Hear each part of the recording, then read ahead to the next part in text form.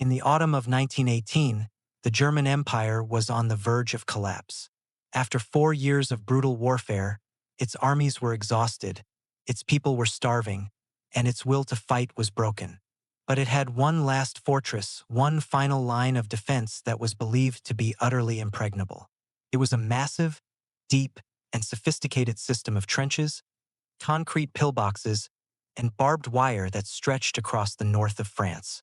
The Germans called it the Siegfriedstellung. The Allies called it the Hindenburg Line. It was more than a defensive position. It was a symbol of German engineering and military might, a mythical wall that was supposed to halt the Allied advance and bleed their armies white, forcing a negotiated peace. And at its heart lay the most formidable section of all, the street Quentin Canal. This was no mere trench. It was a deep, man-made waterway, with steep banks and protected by an army of machine guns nested in concrete bunkers. It was considered by both sides to be a completely impassable obstacle. To assault it head-on was considered suicide. And so, it was here that the Allied High Command decided to send an army of amateurs. They were the men of the British 46th North Midland Division, a territorial unit of part-time soldiers, miners, factory workers, and farmers from the English Midlands.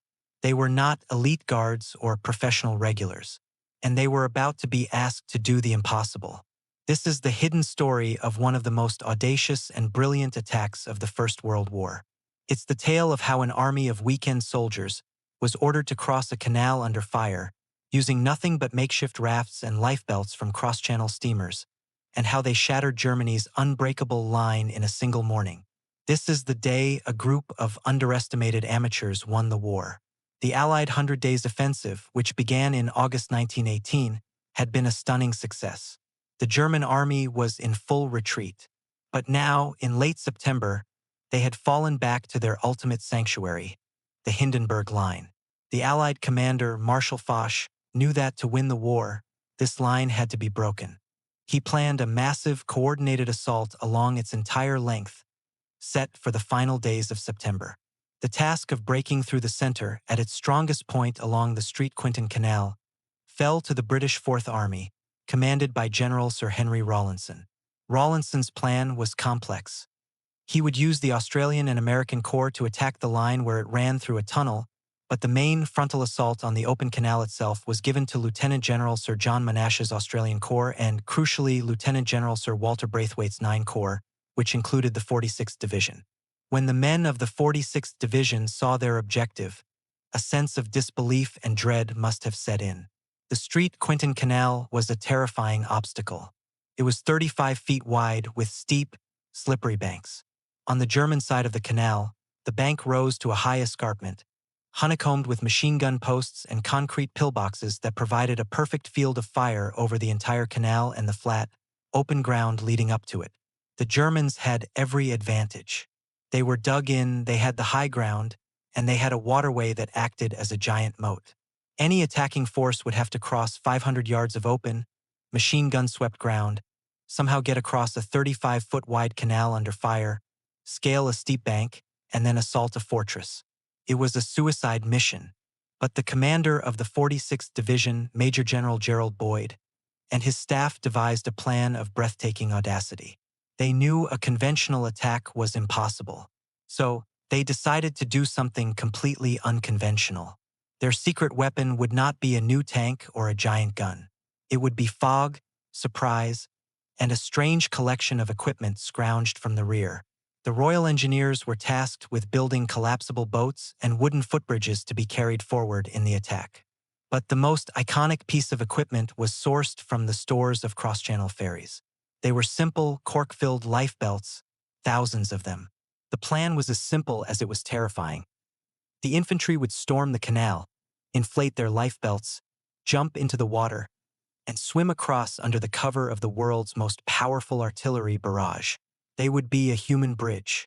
The success of this insane plan depended entirely on the artillery.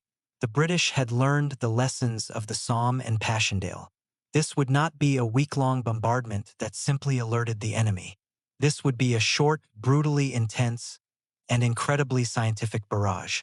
For weeks, British artillery observation planes and intelligence officers had mapped every single known German machine gun post, every trench, and every artillery battery. The plan was to create a creeping barrage of high explosive and smoke shells that would move forward just ahead of the advancing infantry, acting as a moving wall of steel and smoke. But they added a new, crucial element. A portion of the artillery would be dedicated to firing smoke shells to create a dense, artificial fog over the canal itself, blinding the German machine gunners at the critical moment of the crossing.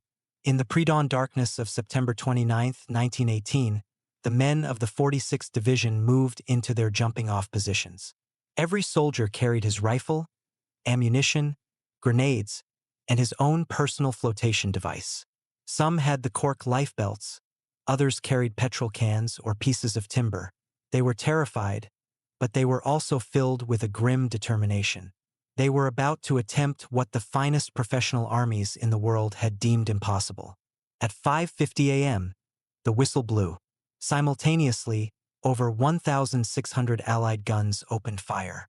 The world erupted in a cataclysm of noise and light. The ground shook so violently that men were knocked off their feet. The sky was filled with the smoke and fire of the barrage as it began its slow, methodical crawl towards the German lines. The British infantry rose from their trenches and advanced into the smoke. They followed the wall of their own artillery fire so closely that the ground beneath their feet was still shaking from the explosions. The German defenders were completely overwhelmed. The barrage was so thick and so accurate that they were forced to cower in their deep dugouts. They couldn't see through the smoke, and the noise was so deafening it was physically painful. When they finally realized an attack was underway, it was too late. The men of the 46th Division were already at the canal bank. What happened next was one of the most surreal and heroic scenes of the entire war. The soldiers didn't hesitate.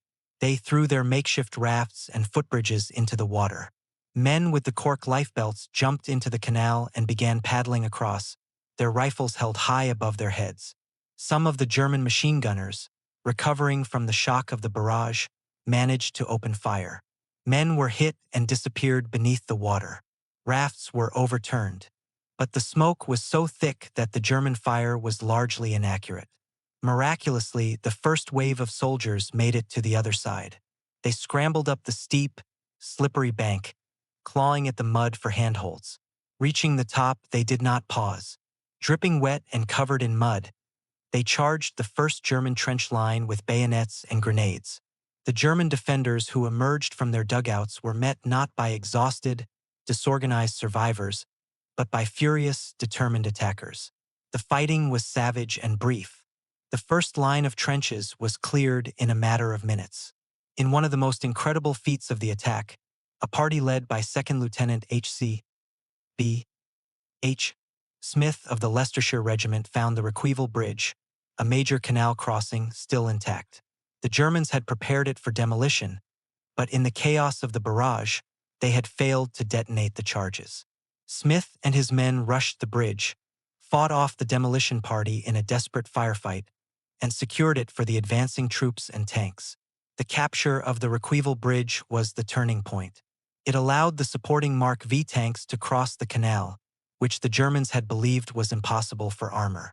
With tanks now on their side of the canal, the German defense began to completely unravel. The tanks rolled down the German trench lines, their machine guns spitting fire, crushing resistance. The infantry followed, clearing out the deep dugouts and concrete machine gun posts one by one. The impregnable Hindenburg Line, the symbol of German military power, had been broken by an army of part-time soldiers swimming across a canal. The psychological shock to the German soldiers was absolute. They had been told that the Hindenburg Line was their fortress, the wall that would protect the fatherland. They had placed their faith in its concrete and steel. To see it shattered in a single morning by an attack of such unbelievable audacity broke their will to fight. They began to surrender in massive numbers. Entire companies and battalions threw down their weapons. The men of the 46th Division, who had expected a brutal fight for every inch of ground, now found themselves overwhelmed with thousands of prisoners. By the end of the day, the 46th Division had not only broken through the Hindenburg Line, but had advanced over 3 miles, capturing over 4,000 prisoners and 70 guns. It was one of the greatest tactical victories of the war, and it had been achieved at a cost of fewer than 800 casualties. The news of the breakthrough spread like wildfire along the Allied front. The Australians and Americans to the north, who had been engaged in their own brutal fight, were spurred on by the success. The entire German defensive system began to collapse. The breaking of the Quentin Canal was the final, fatal blow to the German army's morale.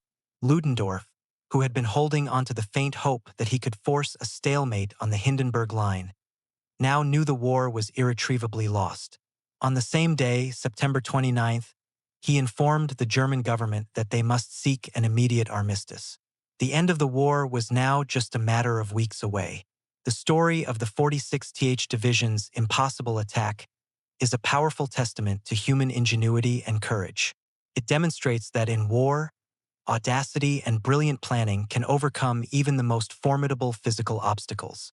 The German defenders were not defeated because they were bad soldiers. They were defeated because they were outthought and outmaneuvered.